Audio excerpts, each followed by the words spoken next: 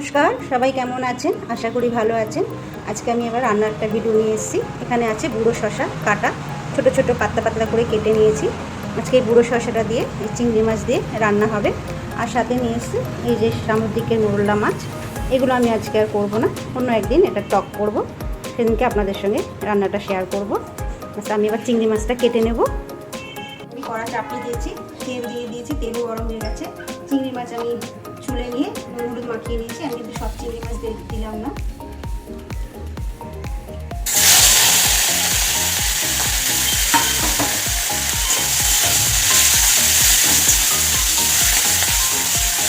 একটু ভালো করে ভেজে নেব। চিংড়ি মাছ আমি ভেজে তুলে নিয়েছি। আমি কিন্তু খুব লাল করে ভাজিনি, বেশি ভালো করে ভাজলে চিংড়ি মাছ কিন্তু শক্ত হয়ে যায়, খেতে ভালো লাগে না। এবার আমি এই তেলের মধ্যে দিয়ে দেবো তেজপাতা ফোড়ন, জিরে ফোড়ন দেবো, কিছুটা জিরে,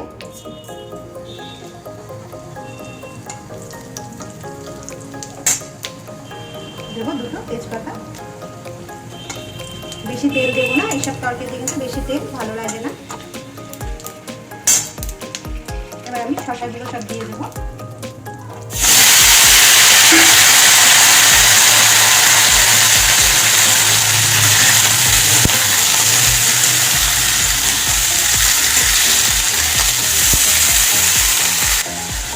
এবার দিয়ে দেবো নুন, হলুদ, দিয়ে দিচ্ছি স্বাদ মতো নুন,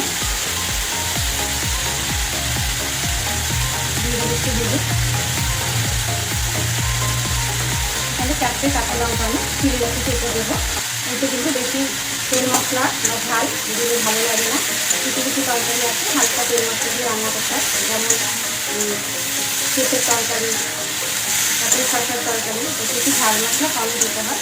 আর এটা কিন্তু আমি টমেটো দেবো না, একটু টমেটো দিলে ভালো লাগবে না, টক টক হয়ে যাবে।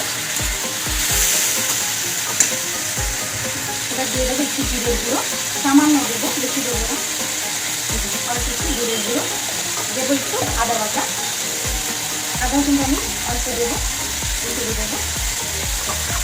আর কোনো মশলা দেবো না, শুধু নামানোর সময় একটু ধনে পাতা দেবো। এটা দিয়ে একটু ভালো করে ফুটে নেবো। মশলা দিয়ে ভালো করে কষে নিয়েছি, দেখতেই পাচ্ছেন। এবার আমি জল দিয়ে দেবো।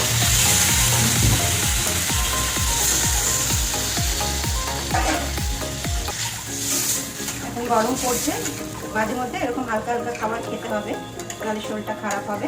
বেশি রিস্ক খেলে শরীর খারাপ হয়ে যাবে, মাঝে মধ্যে এগুলো খেতে হবে। ব্যাস, আমি এবার একটু ভালো করে ফুটে নিই, তারপর চিংড়ি মাছটা দেবো। শসার তরকারি আমার ভালো মতো ফুটে গেছে, অনেকটা সিদ্ধ হয়ে গেছে, আর একটু সিদ্ধ হবে। এবার আমি চিংড়ি মাছটা দিয়ে দেবো ভাজা চিংড়ি মাছ।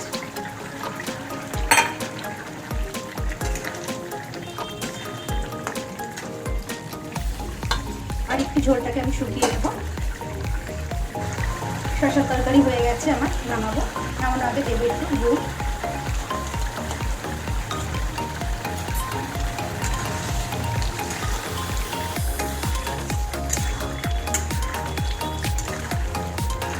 তরকারিটা এরকম একটু ঝোল ঝোল রাখলে ভালো লাগে, যেমন পেঁপের তরকারিটা এরকম রাখলে ভালো লাগে। এবার দিয়ে দেবো একটু ধনে পাতা,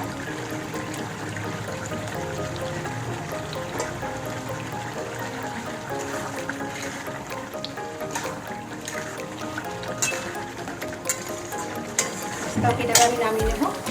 তরকারি নামিয়ে নিয়েছি, দেখুন হালকা পাতলা। আপনাদের যদি হালকা পাতলা শসা তরকারিটা ভালো লেগে থাকে তাহলে লাইক শেয়ার কমেন্ট করে দেবেন। সবাই ভালো থাকবে, সুস্থ থাকবে, আবার দেখা হবে।